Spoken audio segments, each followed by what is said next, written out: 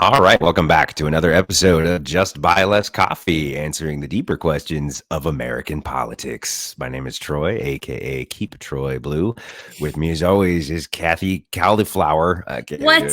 it. No, absolutely not. I Nope. can't even do it. Nope. Kathy Cauliflower, No. aka Kathy Cannon, Thank you. Cannon's fodder. My name I is miss Bacon. doing that, and I'm going to I continue to do it whether you know. like it or not. No, Irene, come home. Anyway, we're on here Tuesday after Thanksgiving. Happy Thanksgiving, everybody. Hope everybody had a good sort of week off. Kathy got a week off. I did. So yeah, we're back at it again. And what I'm thankful for, Kathy, is a lot of things, but also the Me. You're Marjorie thankful Taylor. for me. That's what it is. I'm very thankful for you, actually. I'm incredibly thankful that you haven't like quit my ass. How can I But quit you? I'm also thankful for Marjorie Taylor Greene's biography, MTG, is a complete fucking bomb. It has not done well at all. Did it not come with crayons? Is that what she did wrong? That's just a marketing problem, really. It's a fucking memoir, and she's like 42 years old, or no, she's like 48 years old, and she's fucking and it's 288 pages long. Like, what the fuck does this woman have to say? She was 42. That means she's my age, and bitch don't look good because I look this good. Well, I had 42 in my head because you're 42, but no, I think MTG's 48. I'm But almost 42. I still got 2 weeks to go. The kids pointed out. Yeah, well, it's almost your birthday. Who? I know. Shut up, man. It's gross. 14 spankings. But yeah, so it's a 288-page memoir about her life story. Like, who cares? Like, she's one of the most ineffectual, least liked politicians in American history. And it's already, like, the reviews are saying that it's full of lies. Like, she was sitting there saying that no Democrats basically like just fled the House chamber on January 6th while Republicans were like trying to hold off the attackers and stuff, which is total bullshit. There's like documented evidence of Ruben Gallego and others, helping members of Congress escape and barricading the doors and helping people get down from the balcony and all this stuff. So just completely full of shit already. All right, I have questions about this book. Ready? First question. Yes. How many chapters are about CrossFit? I'm sure the entire like first half is about CrossFit because that's like all she did before Congress. And then the second half is what, tantric sex tips? Because I feel like the sales would pick up if she leaned into. She does need to lean into that a little bit. She, Boebert's I guess Boebert lost her like Christian cred too, but yeah, MTG really needs to lead into that tantric sex stuff. Really, I guess her current boyfriend's not into that. But, oh, gross! So gross, so gross.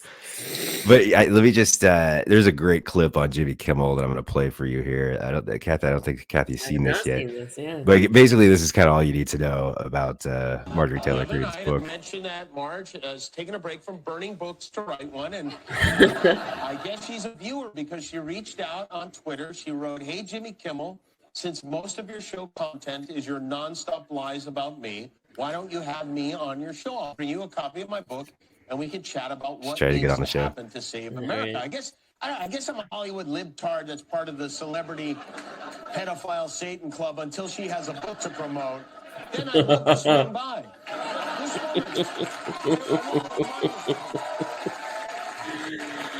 I love Jimmy Kimmel sometimes. Police on me for a joke, and now she wants to be a guest on the show. Well, I have to admit, part of me wants to invite her here so I can let her wait for an hour down in the green room doing power squats and then bump her. But even just to screw with Matt Damon, it would be fun. But I also don't want rabies. So her book, by the way, I was interested in how her book was selling. So I looked on Amazon. And this is real. It's ranked number 9,846. It's ranked number 65 in the women's biography category, which puts it 50 places behind a book written by Kanye's ex-girlfriend. 51 places behind Michelle Obama's book from 2018. 54 places behind Michelle Obama's other book. And 60 places behind Paris Hilton's. Marjorie Taylor Greene's book is such a bomb, I might have to report it to the Capitol Police. Hey, oh no! I thought that was so good. That last one was well played, Jimmy Kimmel. Well played. That was ice cold. That was good. That was good. She's basically like ranked like 10,000 on Amazon. That so. is so funny. I'm gonna go write a coloring book just so I can sell more copies than Marjorie Taylor Greene. It'll take me 12 minutes, right? It won't take me long. Yeah. She was so proud of it too, but like no one would publish it. She had to get Donald Trump Jr.'s publishing company to publish it for her. Hold up, Donald Trump Jr. has a publishing company. I'm sure it's a front for something that they got all kinds of how long money until laundering Letitia schemes. James goes after that one?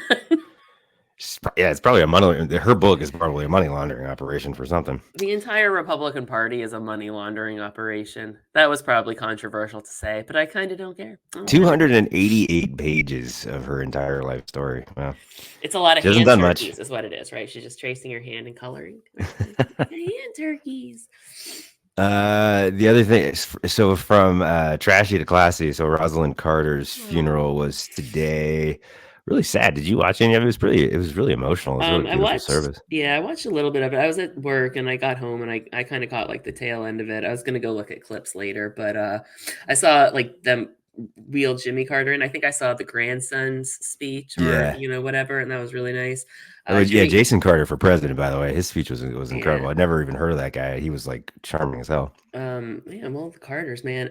Jimmy don't look good. But Jimmy looks very and 77 years. Did you know they'd been married 77 years? Like I knew they'd been together. I didn't know that, but that makes sense. Yeah, like I knew they'd been together like since the dawn of time or whatever, like they're famous for their love story, but 77 years, that's a lifetime, and he's already, in ill health, and I like even the family I think said that they don't see him lasting long, which it sounds really callous and cold, but like it's not really. Like you spend 77 years with a person, what is your life once they're gone? You know what it's I mean? 100% now that she's gone. He's I've seen this in my family. I mean, you lose your spouse and it's kind of like, wow, that's just kind of it. Yeah. No, he doesn't look good. He's been bad for a while, but he definitely looks like he's kind of circling the drain. Like I was convinced that he was basically only holding on for her because she had dementia. So in my mind, and this is the kind of person Jimmy Carter is, like to him, he would hold on and like push off death just so she wouldn't have to lose him. Right. And he could handle losing her better than she could handle losing him, especially with like what she wasn't understanding already. So I feel like he has hung on long enough to give her a good send off, and then he'll follow her there. What was the other one? The Queen, after Philip died. Yeah, she lasted about a year. Yeah, she lasted a year. Nancy didn't last that long after, or did she? I can't remember. No, Nancy after Reagan, she hung out forever. Like Satan's mistress stayed around for a hot minute. Yeah, she did hang around. But the other one, it was Barbara and HW. Oh, that's right. Yeah, they were another about lifelong 6 months. couple. Yeah, they were about 6 months apart in death. I honestly said that I could see the Carters going Notebook style, right? Like Noah and Allie at the end, right? And I know, like, look at me, Nicholas Sparks. Oh boy! Did I tell you? Sorry, like I worked at Barnes and Noble when I was in college and during like a Nicholas Sparks book signing event, and the number of suburban white women I witnessed that day, holy shit! Like I worked in the coffee shop, and like every single one of them needed a mocha latte to get their book signed by Nicholas Sparks, and not a single one of them was nice. So that's just Nicholas Sparks. Yeah, that was a trip. They were, and then his daughter gets up and reads this like poem that he wrote. It's just like, it's like what people they're still good people when you look at the Carter family. His daughter got up and read. Apparently he wrote her this poem while she was sleeping.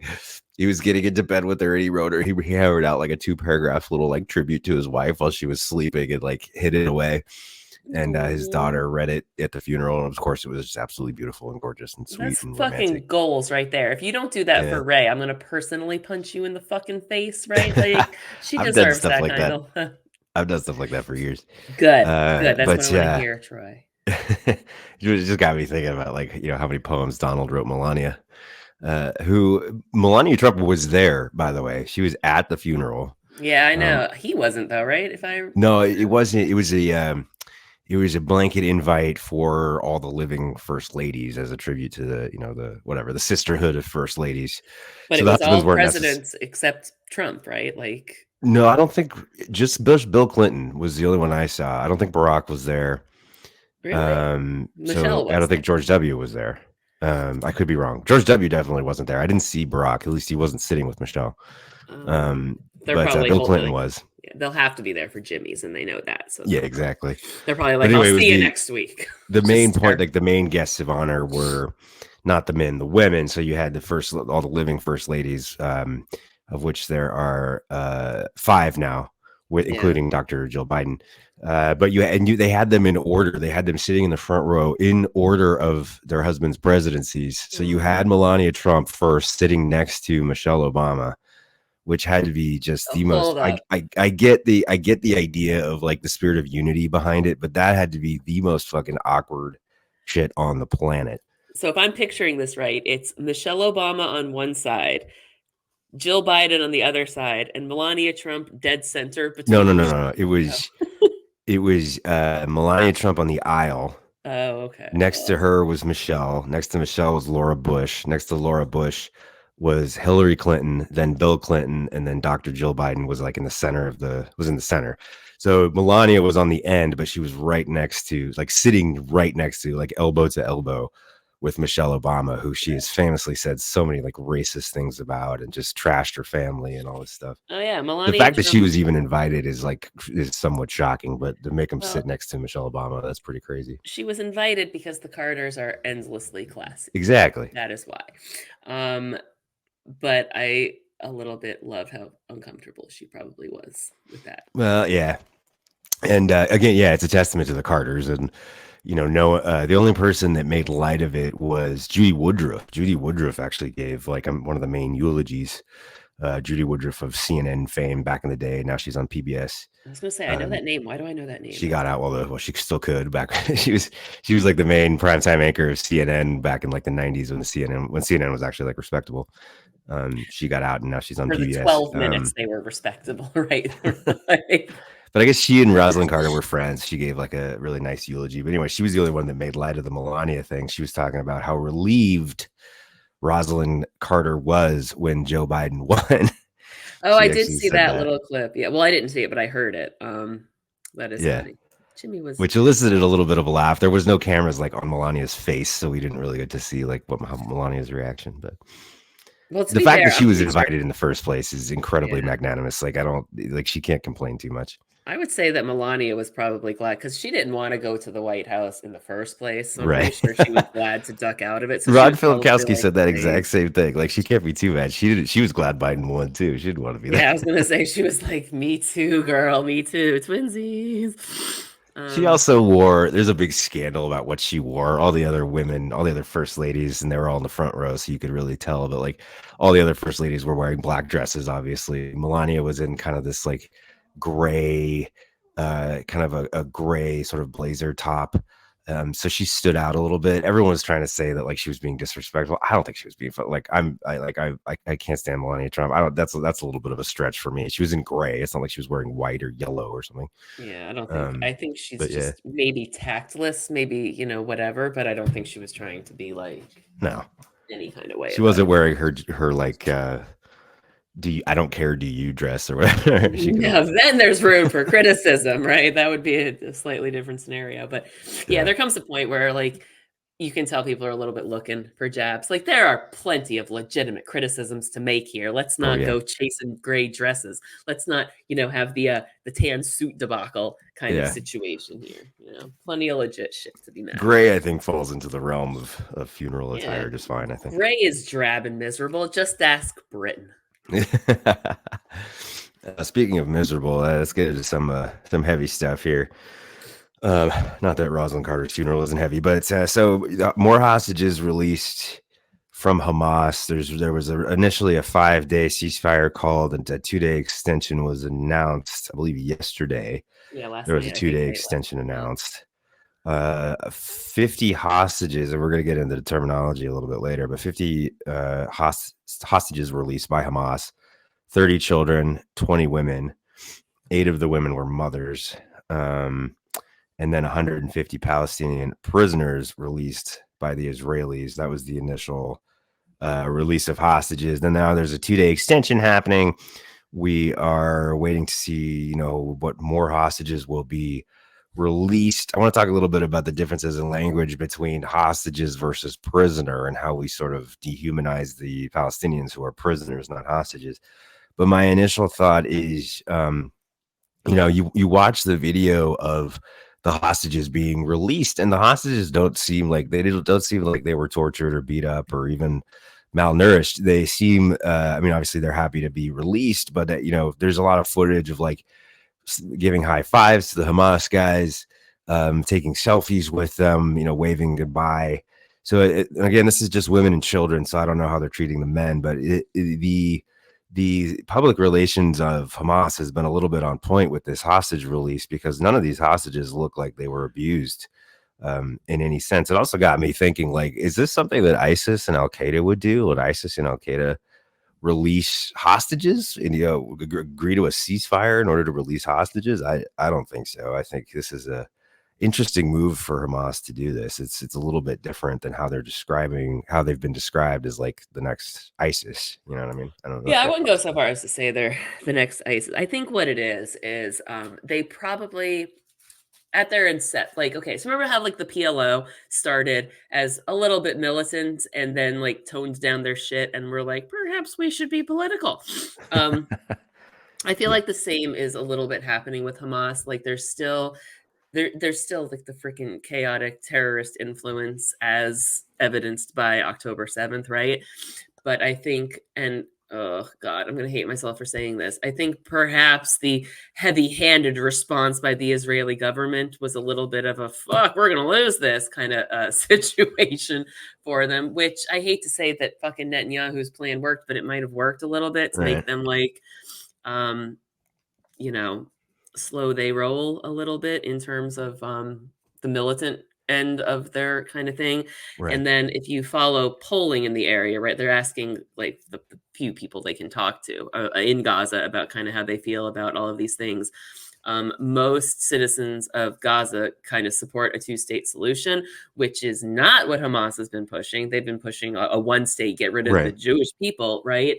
So at a certain point, like if they're losing militaristically and they're losing politically, at what point do you keep up a feudal fight, right? So you kind of like change your game plan a little bit.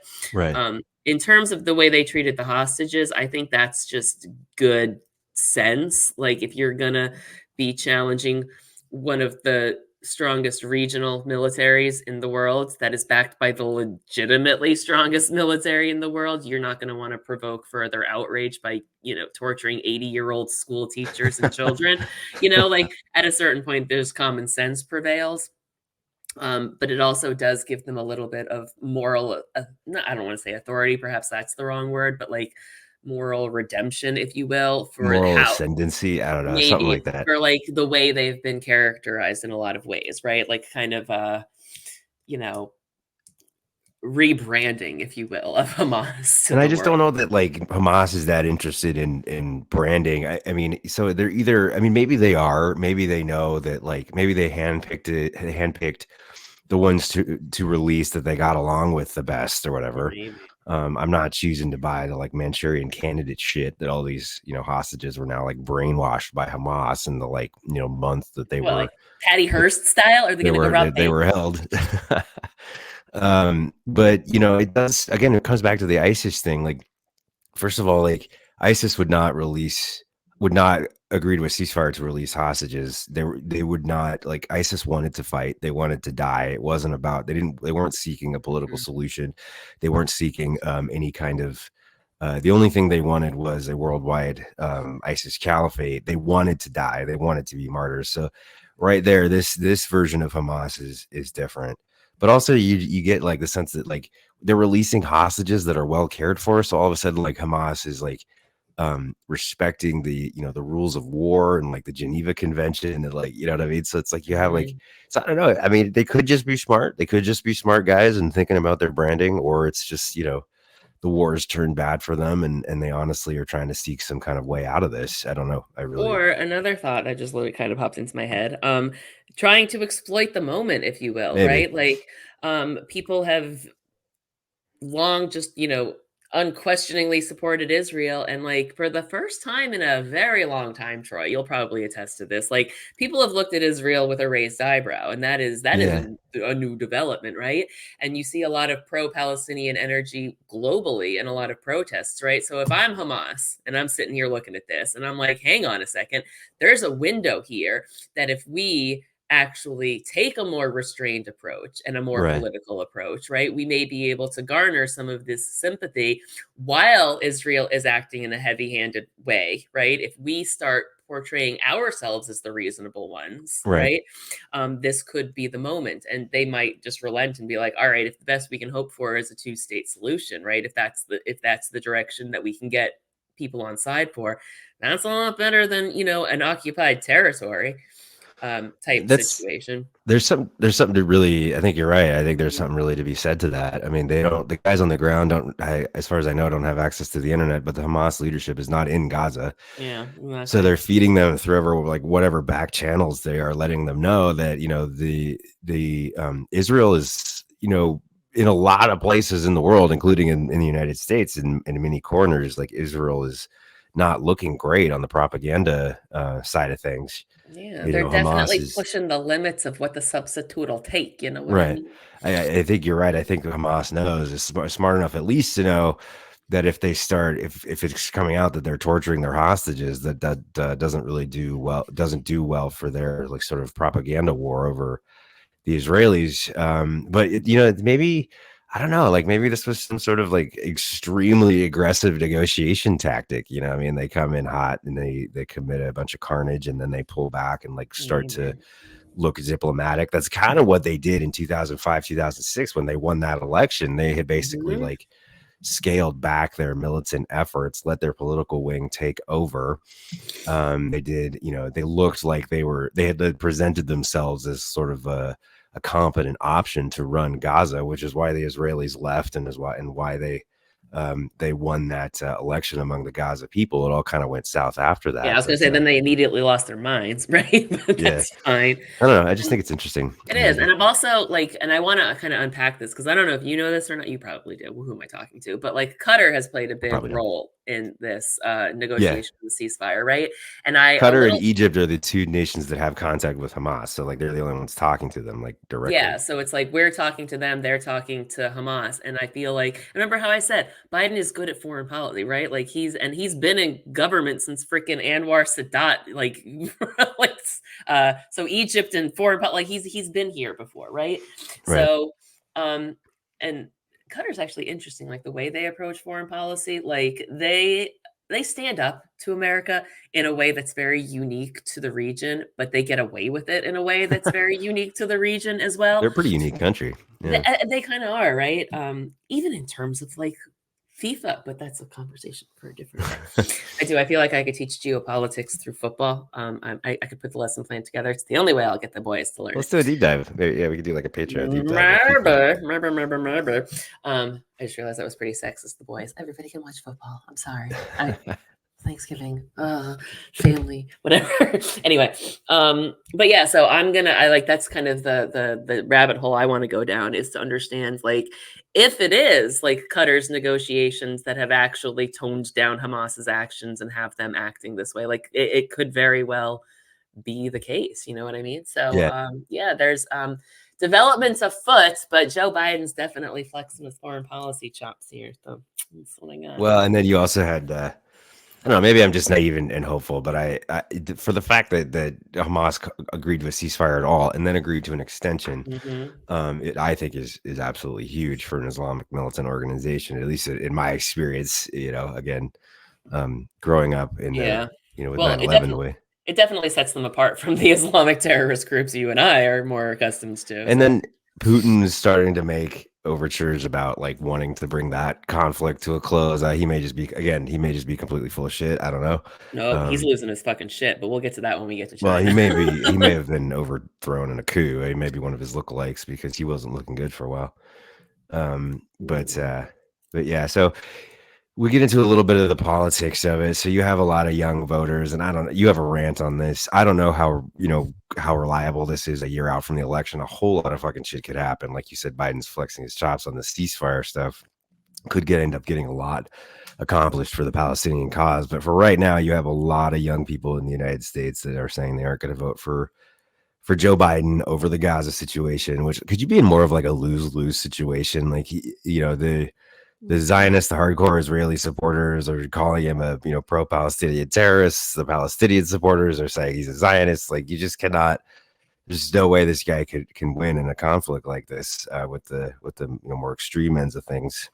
But what's your thoughts on the young voters? Like right now, I don't know. Again, it's all like very, it's very, what's the word for it? None of it is set in stone. Like we were talking about the polling before. People, people say things when they're mad.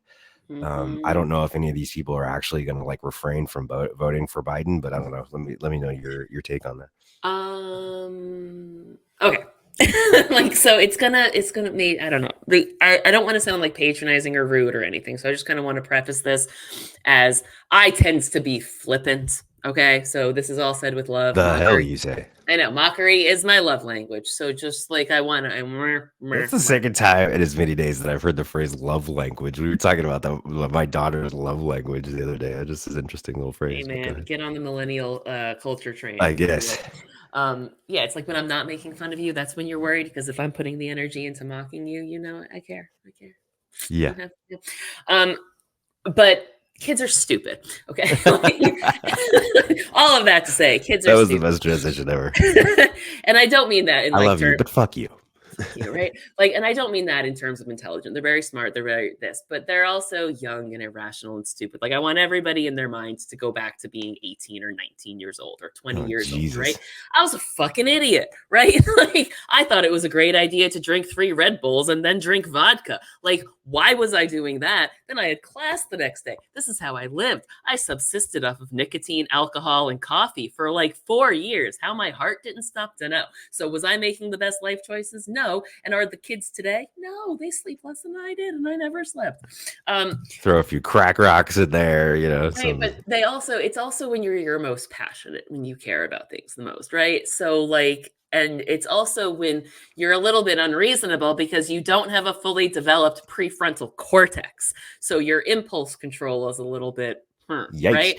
This is not where I thought this rant was going. I thought you were going to be very sympathetic. Maybe, I mean, your rant's not over. Maybe you're going to go that way, but no, fuck them. Listen, this is a very scoldy rant. My goodness. Not scoldy. It's the idea is, I don't know what I just threw at myself. The idea being is that this is their initial reaction to something terrible, right? Sure. People have initial reactions to something terrible, and it's a complicated situation they don't fully understand. So if I'm turning on the TV for the first time with no contextual understanding of Middle Eastern conflict, and I see freaking bombs being laid waste on Gaza and 10,000 people dying, in my head, I'm like, that's fucking terrible. Who's doing that? I don't like that. We're allowing that. I don't like that. Boom. That's where we land, because we're 22 years old, and that's where our brains go, right?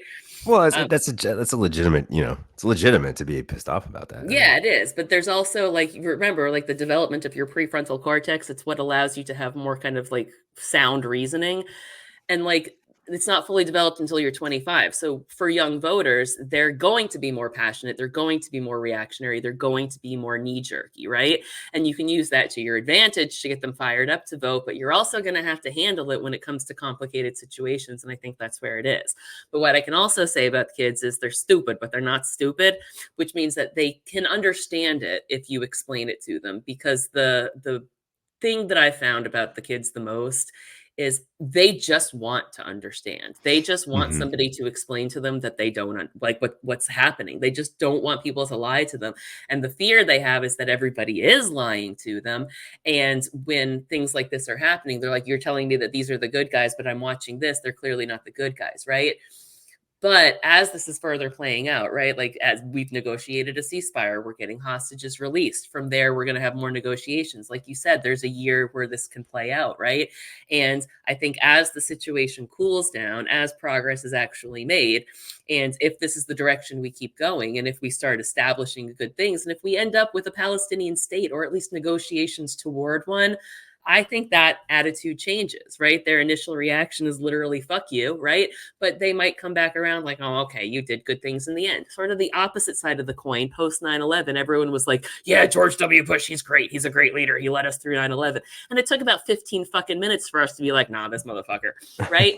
So I think they're in their post 9/11, fuck Joe Biden haze, the way we were like, let's give him a chance. I don't think they're stupid. I think they don't have the historical context. I think they wanted Biden to come out and immediately like jump into on Palestine's side against Israel, and that would be fucking incredible. We have a sort of a historical obligation towards Israel. None of our presidents have ever. We've had presidents that have been very sympathetic to the Palestinians, and presidents that have not.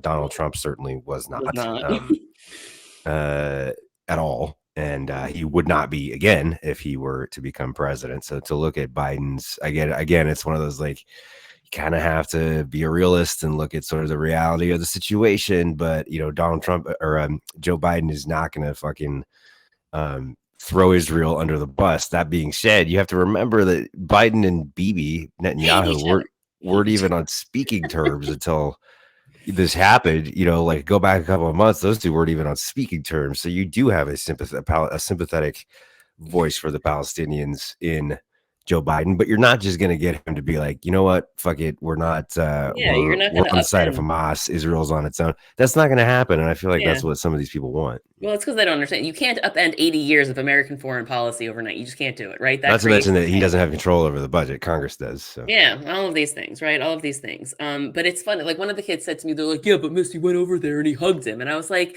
you're telling me you've never hugged somebody you hate? And then like one of the kids was like, yeah, man, I do that all the time. Like you can hug somebody and whisper something terrible in their ear. I'm like, we've all seen horror movies, right? Where you hug somebody, you're like, I'm going to murder you tonight, right? Like, so on TV, it looks like we're supporting Bibi, but in actuality, it's meet me behind the playground. I'm gonna kick your ass, right? Like, you don't know. I don't think he supports Bibi. I think he supports the Israeli people, which I do. Which is he supports America's interest in the Middle East. That's what he supports. He doesn't give one hot shit about anything else. He wants America's bombs to be able to stay that close to Saudi Arabia. Well, true. That's very true. Let's call a spade here, shall we? Like, let's just. But we have alliances in the region. You know what I mean? We are, Israel has alliances in the region. I mean, this is not the 1940s, the 1950s. Like, this is Jordan, Egypt, Qatar. These are all nations that are Lebanon, not so much Lebanon, but basically Jordan and Egypt have really come around and developed good relationships with Israel. Saudi Arabia is almost there. God knows what this is going to do to that. But the Israeli people are not the Benjamin Netanyahu government. The Israeli people are protesting against Netanyahu, calling for his resignation. A lot of really pissed off Israelis over this. Yeah, I don't think he's going to last long in office either, by the way. But that's a story for another day. I think you're gonna get. I think his nuanced behavior and asking for ceasefires and asking for slowdowns and humanitarian aid. I can guarantee you, it's more than you're gonna get from Donald Trump. Donald Trump would just absolutely support the genocide. Would actually support the genocide. These people are saying that Joe Biden supports genocide. Man. He doesn't. And that's what I said. Like when I've talked to the kids about this, they're receptive to understanding it. Like this is their reaction based on the limited understanding they have. But the more they understand, the more willing they are to accept things. And like they ask me questions and I'll answer them honestly. And as I put things into context for them, I can literally see the wheels turning in their head. They're like, oh, that does make a little bit more sense, right?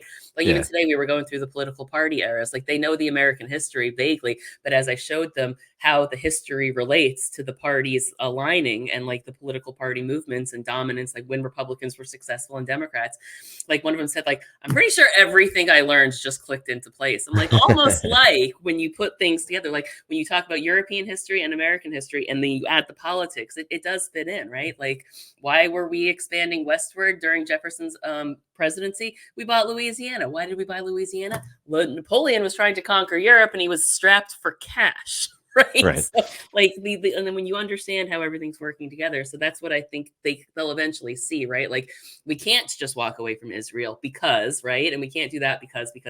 So when you get to see how all the pieces fit together, they just want to understand. And like I said, Biden understands this. If he can figure out how to explain what he understands, he'll be fine. I just feel that people just don't like watching Yeah. just mass bombing campaigns and kids Yeah. getting killed and carnage. It's just Israel just does not look good with what they're doing. Again, this is not a bombing schools, bombing hospitals. Like, this is not the way to perform a war like this, Yeah. especially since, once again, the leadership of Hamas is not in Gaza. I know, right? So I don't know. This is just not. They're just not handling. This is a war of revenge and anger, not a war of any kind of strategy or efficacy. Yeah. And 80 years of in the revenge, Middle no East. less, right? Like, you're not going to destroy Hamas. All you're doing is making the next generation of Hamas globally. Mhm. You're potentially dragging your allies into. You're making your allies look really bad. Potentially dragging your allies into a conflict. Yeah, So sure. yeah, I mean, it's just. But the idea that you would be a single issue voter and sit this election out and hand the presidency to Donald Trump is, I don't even think people have the appetite for that anymore. That's why I think a lot of it is just based on anger. I don't think a lot of people are actually going to do that.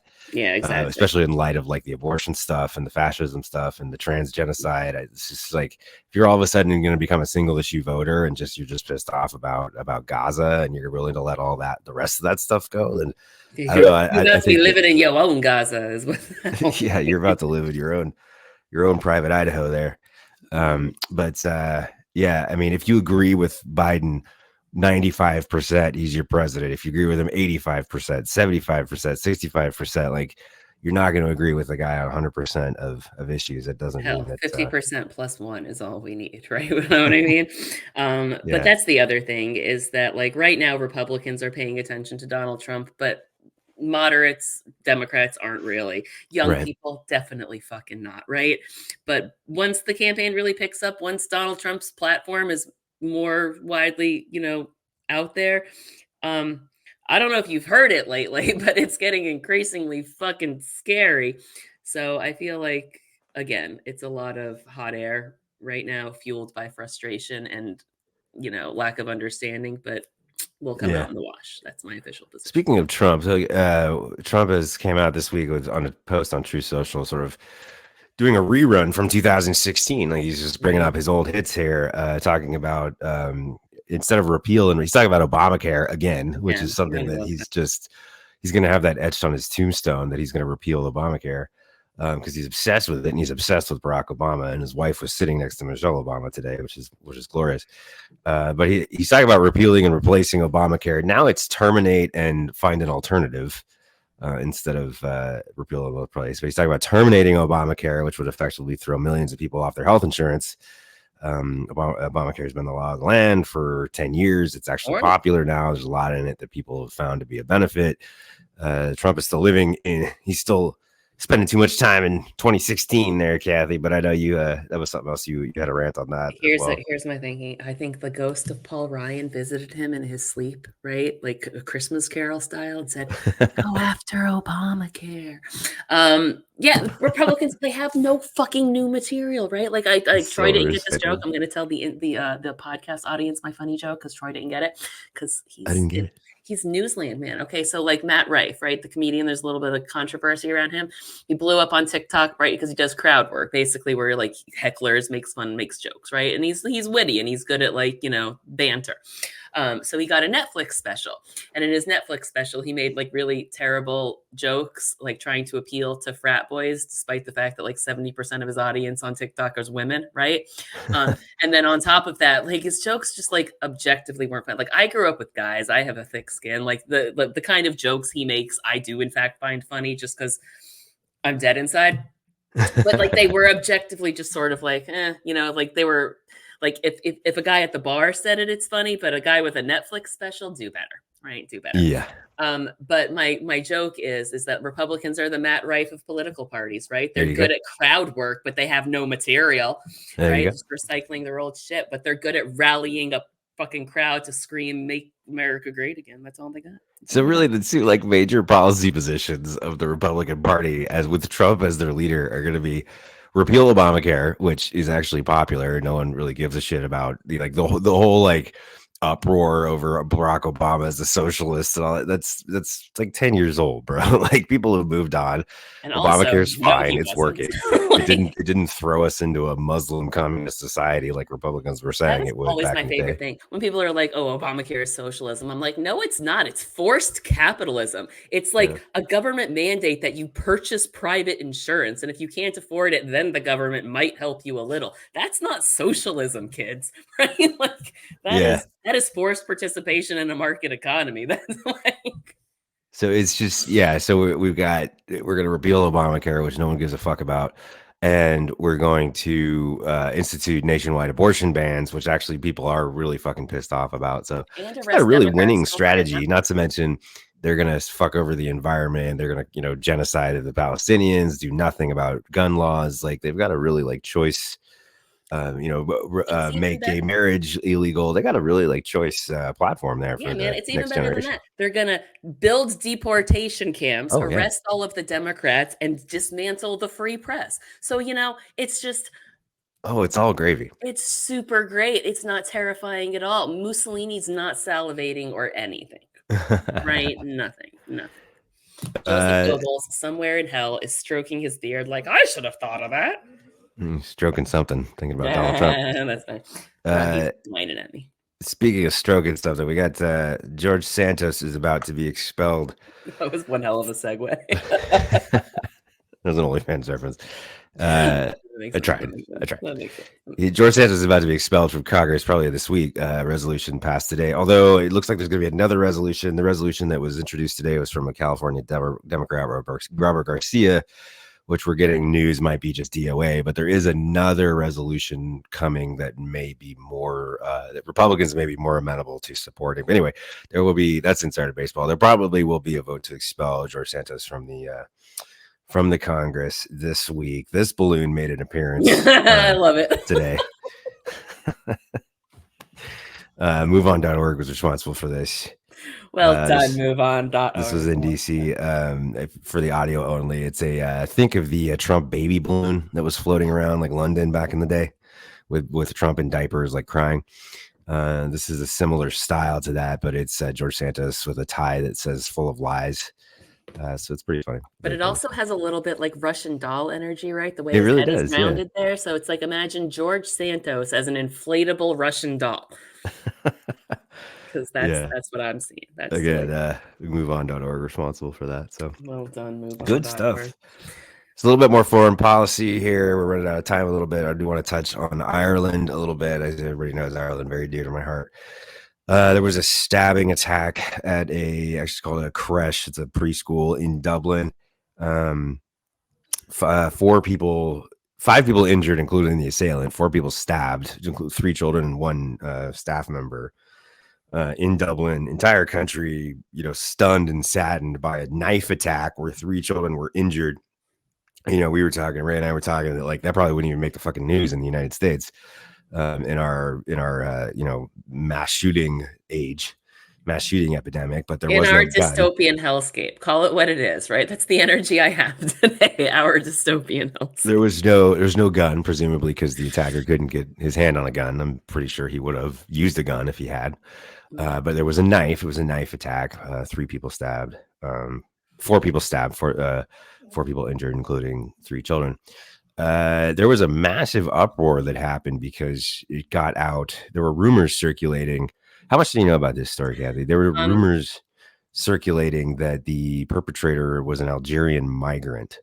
So you had a lot of anti-immigrant sentiment rise up with sort of the far right in Dublin, which is far right in Ireland is a very minimized group of people. They kind of don't have a far right. They do, but it's very, very minimalized. It's not like what you would see in the United States. It's basically just like hooligan energy, just basically like soccer riot type stuff. Just dudes that just want to fight. Hooligans. I love that word. That's like one of my favorite words. Yeah, it was actually just hooligans. So they started rioting. There was a lot of chatter in right wing online stuff, online chatter about migrants attacking Irish children. There was like hashtag Save Our Children, hashtag Ireland for the Irish. Ireland is full. All this like anti-immigrant shit.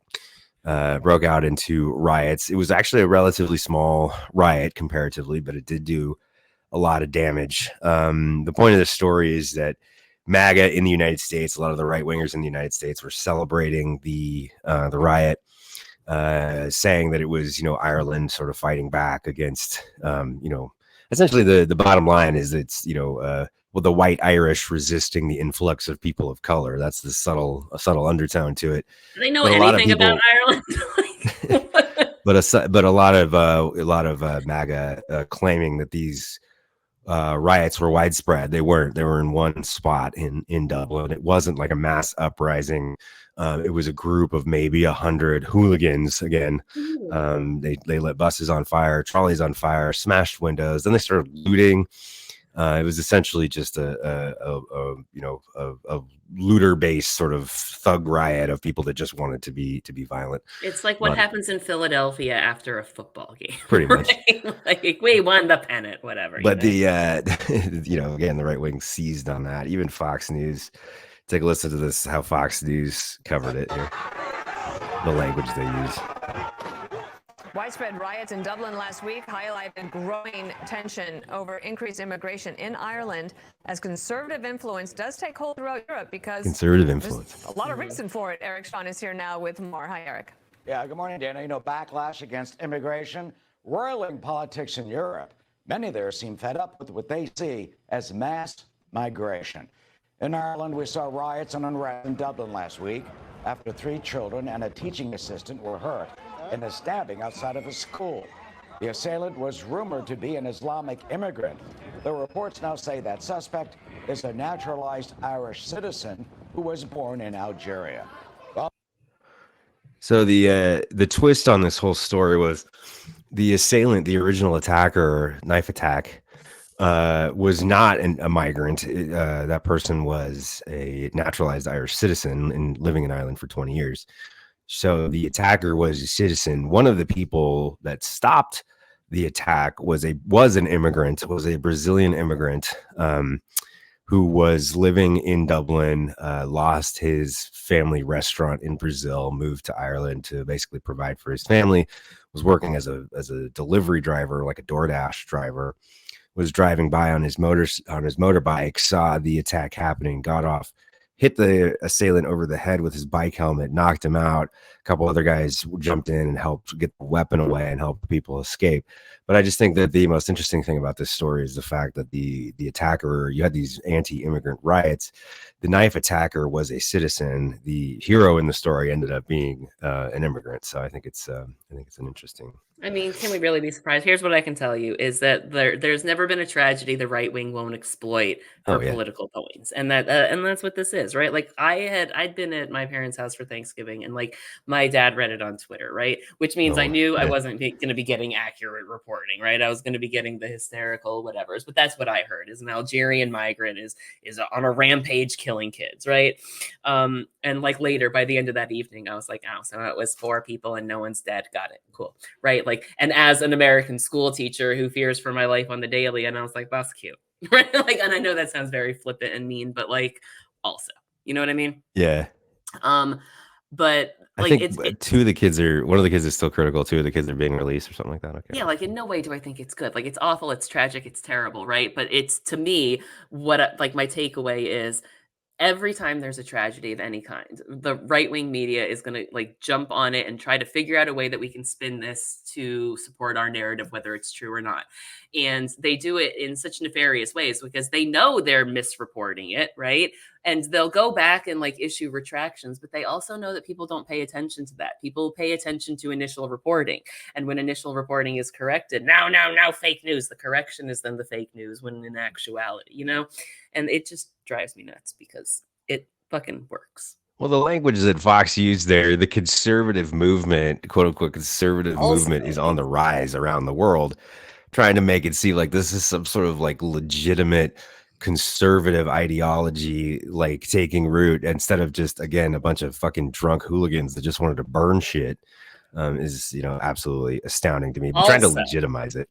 Also, I would have you look at the Tories in the UK right now Exactly. and then tell me that the conservative movement is popular, right? Like the conservatives are so unpopular in the UK, people are willing to vote for Labour, and that party fell apart with Tony Blair, right? Like so. There is no the conservative. There is no like really conservative party in Ireland. There's a sort of right of center-ish party that would be left wing in the United States. Probably would be center left in the UK. There's no party in Ireland that's a xenophobic party. So you would think if this was such a big movement in Ireland to resist immigration, that there would be a political movement behind it. There's not a policy stance of any of the major parties in the Irish Parliament that is xenophobic and anti-immigration. They welcome immigration. Yeah. They are a nation of immigrants with an E, as in they understand the immigrant experience, because so many Irish people have had to flee Ireland and go to other places. So it's just it's just infuriating. It's just infuriating seeing how these messages are spun by sort of the MAGA right in this country. Like but you knew I was going to comment on the Ireland story. Oh, obviously, yeah. Like it's just funny to me. Like the Irish people know a thing or two about being oppressed, so they're not big on being the oppressors. You know what I mean? It's sort of like the opposite of their jam. Yeah.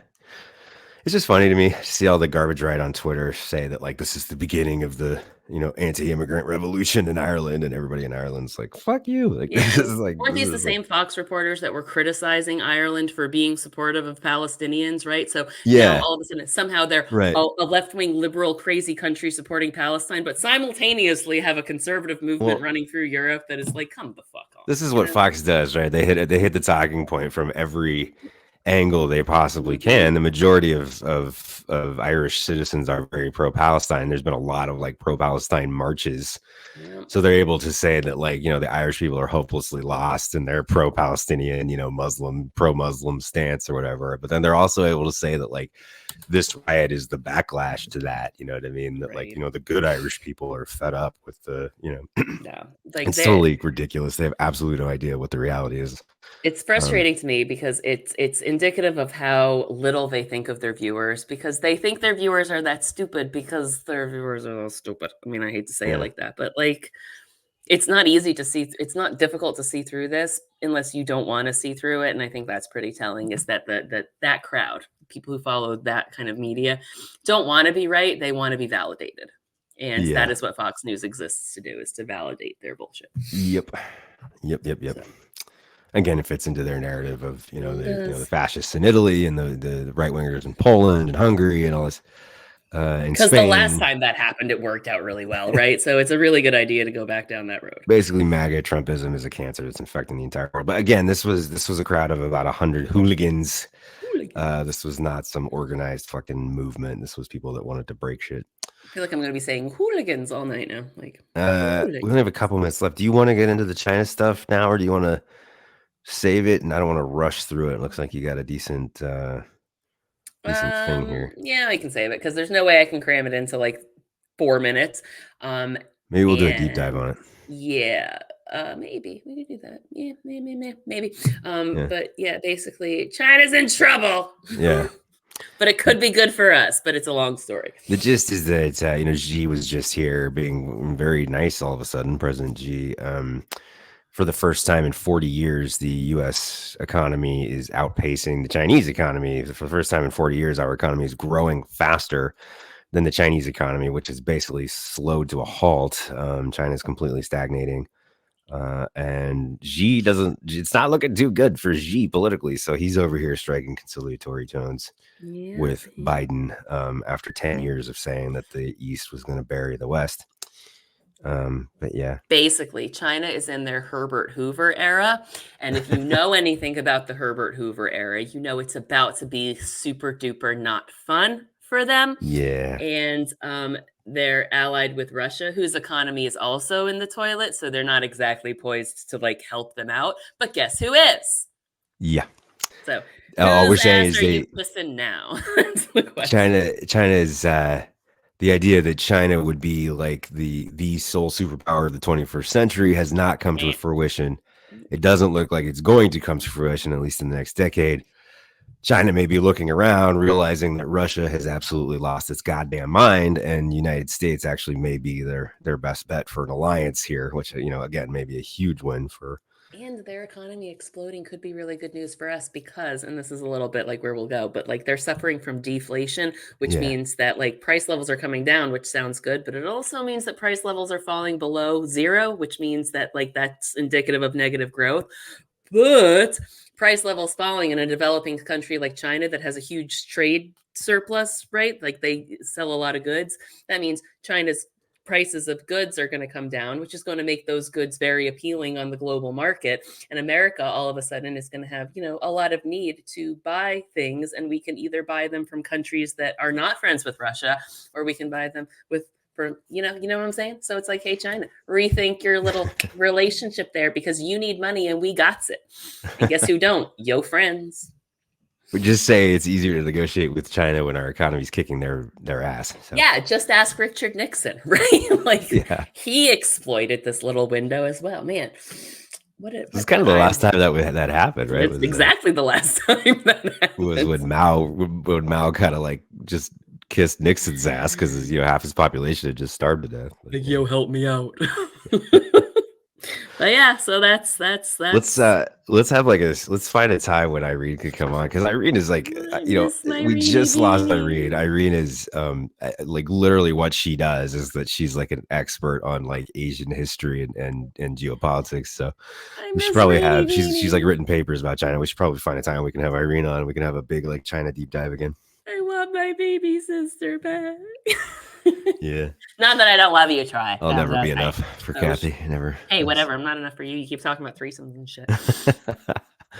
I'm just saying. It was my fault that time I brought it up. Okay. It was just saying it would be fun. So we are just about out of time. Thanks everybody for joining us today on another edition of Just Buy Less Coffee. Thank you to Kathy for a great conversation. Check us out on Patreon, patreon.com/justbuylesscoffee.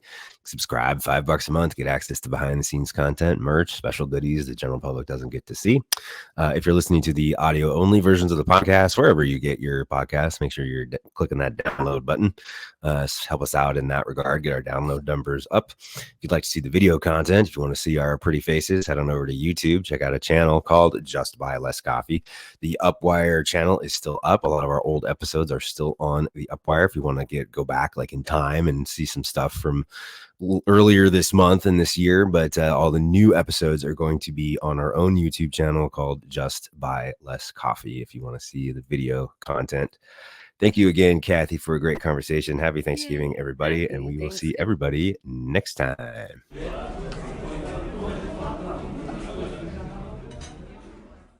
You've been listening to Just Buy Less Coffee, answering the deeper questions of American politics, featuring Troy Matthews at Keep Troy Blue, Kathy Cannon at Cannon's Fodder, and Irene Polton at Pollution. Studio time, audio, and visual provided by Tahoe Production House. Follow us on TikTok and Instagram. All opinions are our own.